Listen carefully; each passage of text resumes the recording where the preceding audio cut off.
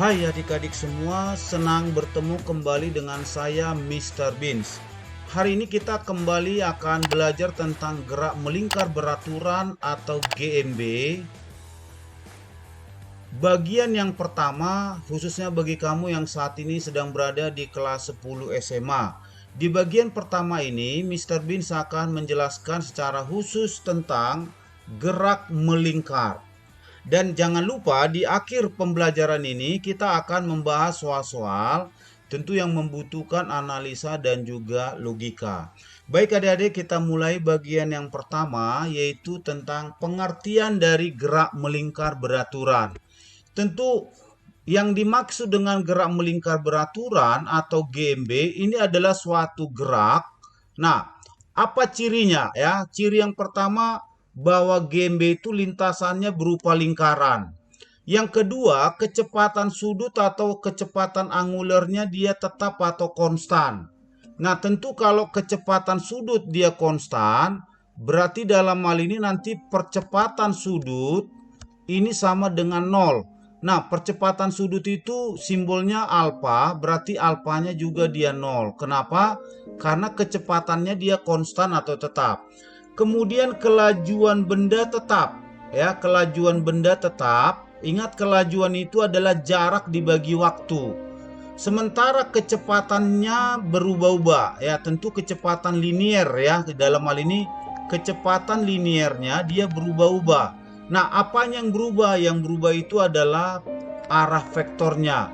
Tapi ingat, perubahannya di sini terjadi secara teratur sehingga nanti di sini karena adanya perubahan kecepatan, maka di sini akan menimbulkan yang namanya percepatan. Nah, percepatan apa yang timbul nanti Mr. Beans akan jelaskan. Itu namanya percepatan sentripetal ya.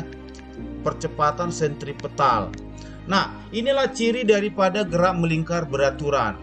Nah, agar suatu benda itu dapat bergerak pada lintasan melingkar, tentu harus ada suatu gaya yang dikerjakan ya. Jadi supaya dia bisa melingkar ada gaya. Nah, gaya yang dikerjakan pada suatu gerak melingkar itu disebut namanya gaya sentripetal ya. Jadi contohnya kalau kita misalkan ambil suatu beban, kemudian beban ini kita ikat dengan tali, kemudian kita putar secara horizontal, maka tentu di sini ada suatu gaya ya. Gaya yang menarik arah ke dalam. Nah, itu yang disebut namanya gaya sentripetal. Nah, nanti secara matematis akan kita lihat seberapa besar gaya sentripetalnya. Nah, inilah ciri daripada gerak melingkar beraturan. Nah, kalau kita bicara gerak melingkar beraturan, tentu cukup banyak aplikasi yang bisa kita lihat di dalam kehidupan sehari-hari.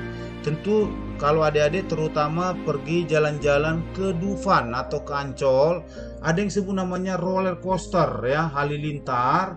Kemudian ada kincir raksasa atau biang lala. Kemudian ada kora-kora atau perahu raksasa. Nah, perhatikan ini bola menggelinding ya, bola menggelinding berarti dia berputar ya. Jadi ada putarannya. Kemudian jam dinding, nah kipas angin. Nah, di sini kalau kamu perhatikan adik-adik ini ada mobil bergerak pada suatu melingkar ya, jalan melingkar.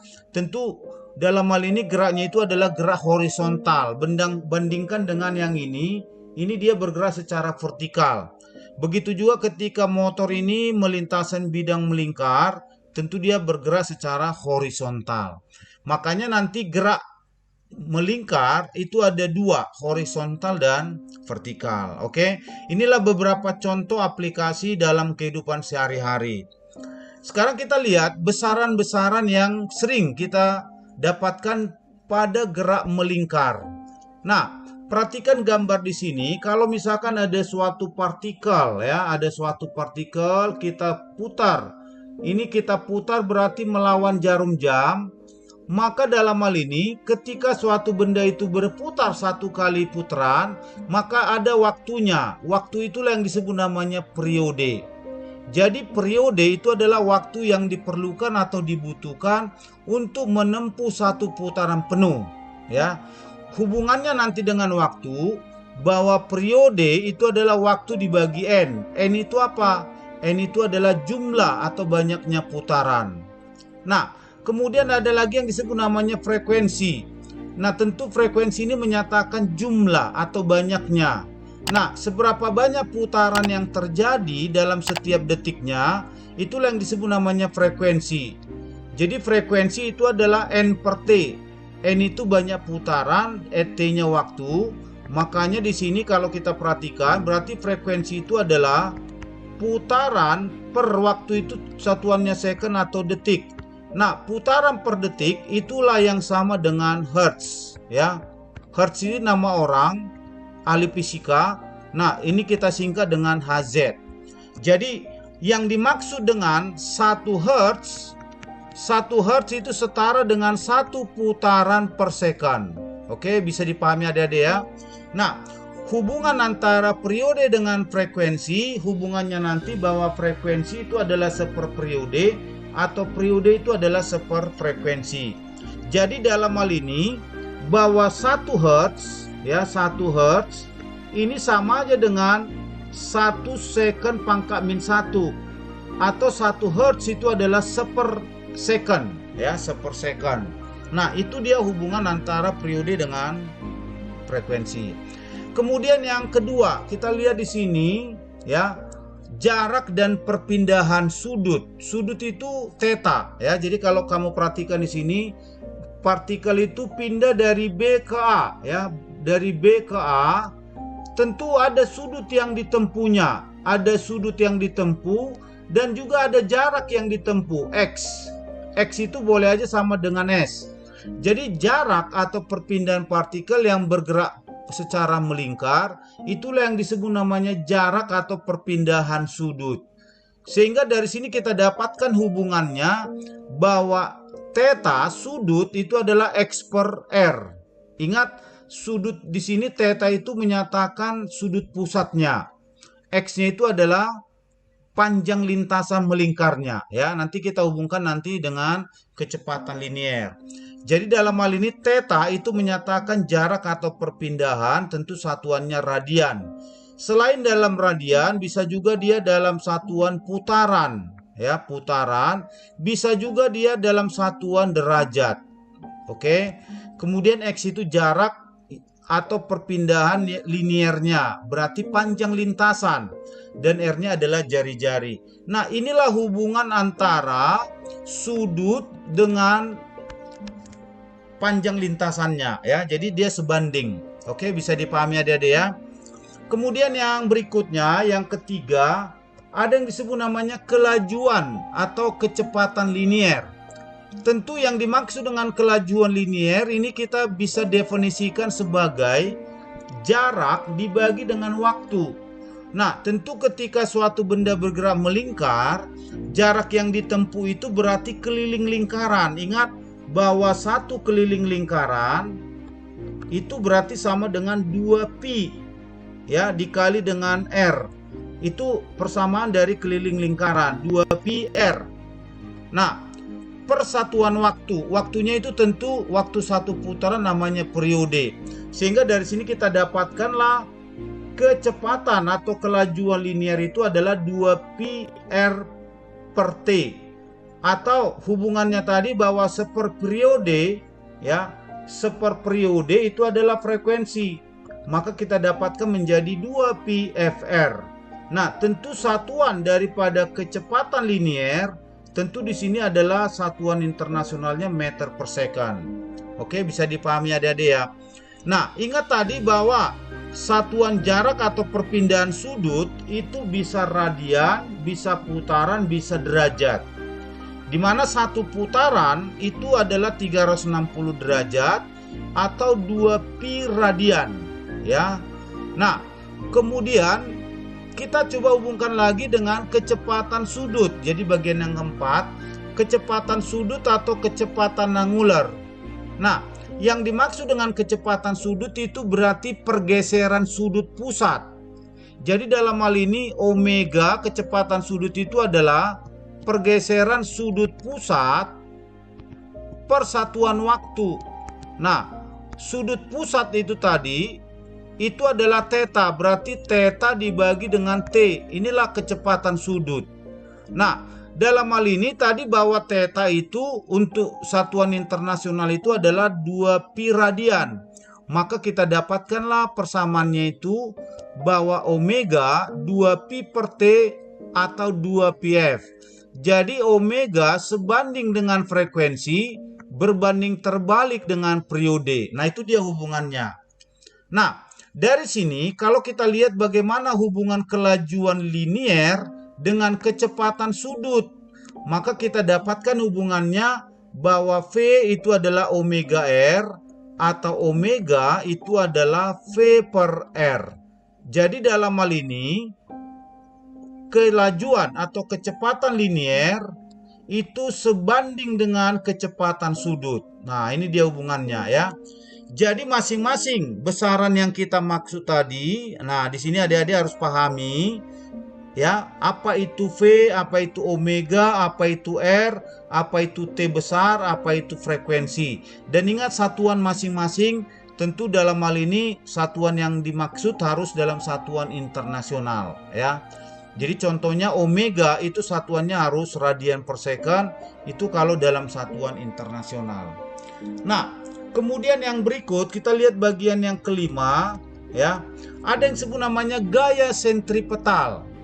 Nah, tadi Mr. Bean udah nyinggung ya bahwa ketika suatu benda bergerak melingkar, tentu ada dua bentuk lintasannya. Bisa dia horizontal, misalkan mobil ketika melewati jalan melingkar atau motor melewati jalan melingkar. Tapi ada juga gerak vertikal, contohnya tadi roller coaster atau biang lala atau kincir raksasa. Nah, ketika suatu benda bergerak secara melingkar, tadi ada suatu gaya yang bekerja. Gaya yang dimaksud di situ namanya gaya sentripetal. Ingat, gaya sentripetal itu adalah gaya yang arahnya selalu menuju ke pusat. Makanya di sini sentripetal, berarti sentral, pusat ya. Jadi menuju ke pusat lingkaran, dan gaya sentripetal itu selalu tegak lurus terhadap V-nya. Kenapa? Perhatikan adik-adik di sini. Gaya sentripetal itu selalu menuju ke pusat, sementara kelajuan atau kecepatan linear itu selalu tegak lurus busur lingkaran ini ya. Sehingga gaya sentripetal dia tegak lurus terhadap kecepatan liniernya. Nah, persamaan dari gaya sentripetal itu dia dipengaruhi oleh massa, kecepatan dan juga jari-jarinya. Nah, secara matematik kita dapatkanlah bahwa gaya sentripetal itu persamaannya M kali V kuadrat per R, atau ingat tadi bahwa V sama dengan omega R. Berarti kalau ini kita substitusi kemari, maka ketemu dia gaya sentripetal itu adalah M dikali omega kuadrat R.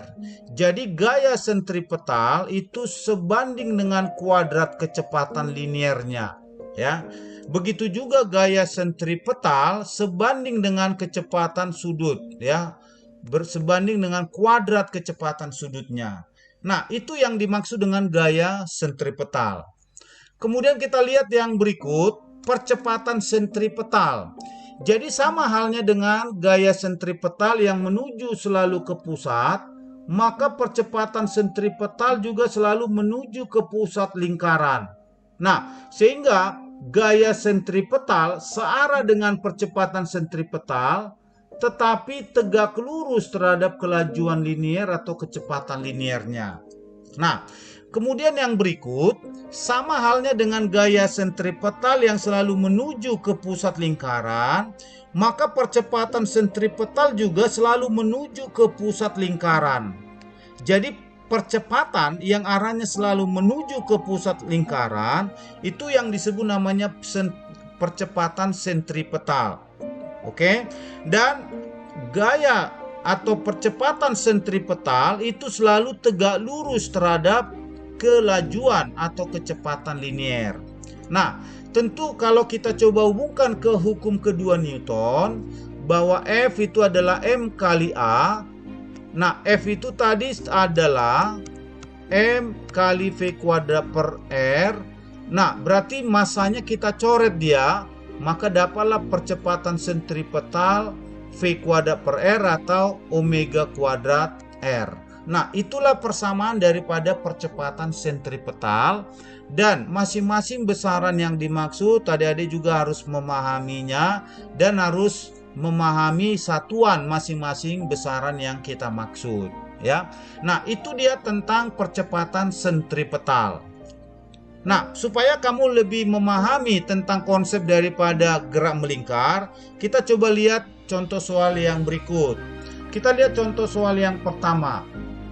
Nah, ini adalah pernyataan 1, 2, 3, 4. Perhatikan pernyataan berikut. Nah, yang diminta adalah pernyataan yang berkaitan dengan gerak melingkar beraturan. Nah, kita lihat yang pertama, bahwa pada gerak melingkar beraturan kecepatan sudut sebanding dengan frekuensi. Bagaimana ini adik-adik? Perhatikan tadi bahwa omega itu adalah 2πf. Nah, berarti dalam hal ini omega sebanding dengan frekuensi. Berarti benar ya. Jadi pernyataan nomor 1 benar. Kemudian kecepatan linier tetap. Nah, perhatikan tadi kecepatan linier ini berubah. Ya, yang berubah itu apanya? Berubah itu adalah arah vektornya. Berarti pernyataan nomor 2 itu salah. Kemudian percepatan sentripetal tetap. Nah, ini benar. Jadi karena tadi arah kecepatannya itu berubah secara teratur, maka itu akan menghasilkan percepatan sentripetal. Nah, percepatan yang terjadi tentu dalam hal ini adalah tetap. Kenapa? Karena perubahan kecepatannya konstan. Berarti nomor 1 benar, nomor 3 benar, nomor 2 salah, otomatis nomor 4 dia salah. Oke, kenapa? Percepatan sudut tetap. Nah, ini tadi salah. Ingat, percepatan sudut tadi 0. Kenapa? Karena di sini omeganya dia tetap. Oke, maka yang benar itu adalah 1 dan 3. Berarti jawabannya delta. Oke, bisa dipahami adik-adik ya. Kita lihat contoh yang kedua. Sebuah roda melakukan gerak melingkar dengan menunjukkan angka 7.200 rpm. Ingat, rpm itu adalah rotasi per menit ya, per menit. Nah, jadi dalam hal ini kita anggap dalam hal ini bahwa 7.200 itu adalah frekuensinya ya. Ingat tadi frekuensi itu adalah putaran per waktu. Nah, jumlah putarannya itu adalah 7.200 tapi masih dalam menit. Kita ubah ke second, berarti bagi 60 ketemu dia 120 Hz. Ingat, Hertz itu sama dengan putaran per second. Sehingga dari sini kalau ditanya omega, omega itu adalah 2πf, berarti 2pi dikali 120, maka kita dapat dia menjadi 240pi radian per second. Maka yang benar itu adalah A ya. Jadi jawabannya A. Kemudian kita lihat contoh yang ketiga.